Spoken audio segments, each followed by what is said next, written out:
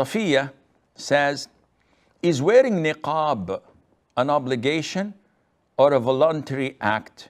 And what are the evidences from the Qur'an and Sunnah as why to wear the niqab? Niqab is what is known as a face veil.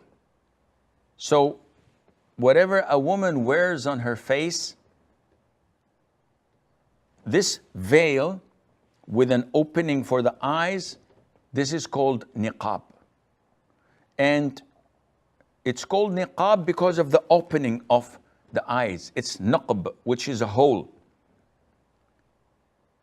And this is an obligation according to the most authentic opinion of scholars. Allah Azza wa Jal mentioned in the Qur'an in chapter 33, Surah Al-Ahzab, in verse 53, He orders the mothers of the believers, who are the wives of the Prophet ﷺ, to communicate with companions of the Prophet from behind a hijab. And the consensus of all scholars of Muslims that all wives of the Prophet ﷺ must cover their faces. There's no difference of opinion upon them or among them. All wives of the Prophet ﷺ must cover their faces. And this ayah 53, whenever you ask for utensils from them, ask from behind a screen. This is purer for your hearts and their hearts. So this is total segregation. You cannot see the wives of the Prophet ﷺ faces. This is verse 53. Now, having this at the back of your mind and moving 6 verses later from the same surah, Allah says in verse 59, Ya ayyuhal nabi, O Prophet of Allah, قُلْ لِأَزْوَاجِكَ وَبَنَاتِكَ وَنِسَاءِ الْمُؤْمِنِينَ. Command your wives, your daughters, and the women of the Muslims, يُدْنِينَ عَلَيْهِنَّ مِنْ جَلَابِيبِهِنَّ, to lower down from their garments. ذَلِكَ أَدْنَى أَن يُعْرَفْنَ فَلَا يُؤْذَيْنَ. This is more befitting that they are not recognized, so that they are not harassed. Now, in this ayah, the command is for 3 types of women to lower their garments so that they're not identified. So, the wives of the Prophet, the daughters of the Prophet, the women of the Muslims, 3 types.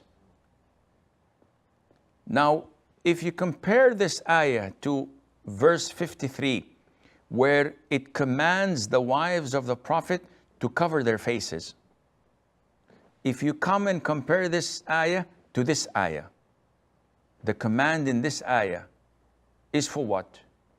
To cover their faces.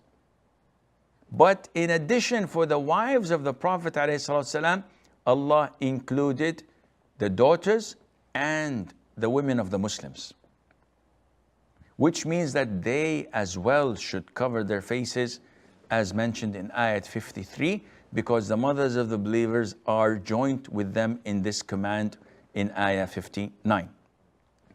And there are a lot of other evidences mentioned in the Sunnah of the Prophet ﷺ, which is logical. But before it's logical, it is the ruling of the Qur'an and the Sunnah according to the most authentic opinion of scholars. Why do we say logical? The face of a woman, as they say, is her identity. If her identity is open to all, this is what includes features of beauty. This is when she smiles or frowns. This is where expressions happen. And if this is exposed, then those with illnesses in their hearts will be surely tempted. And when the Prophet ﷺ showed us the process of getting married, he commanded us to look at the woman we are interested in getting married. A man came to the Prophet ﷺ and said, "O Prophet of Allah, I proposed to so-and-so from the Ansar." So the Prophet said, "Did you look at her before you propose?" He said, "No." The Prophet said, "Go and look at her." This means that if the woman was walking in the streets of Medina, going to the shopping centers or to shops or to the masjid, and she was unveiled, the Prophet would not have told him to look at her because the man can see her. But this indicates that every woman, according to Mother Aisha, used to wear the veil and cover from head to toe. There are so many examples that we can talk about, but this is not the time. It is safer for a woman to hide her identity, to hide her beauty, so that she is not harassed. A woman wearing the niqab, no one would come and say, "Whoa, what a beautiful look, what a gorgeous woman." Nobody would whistle to her.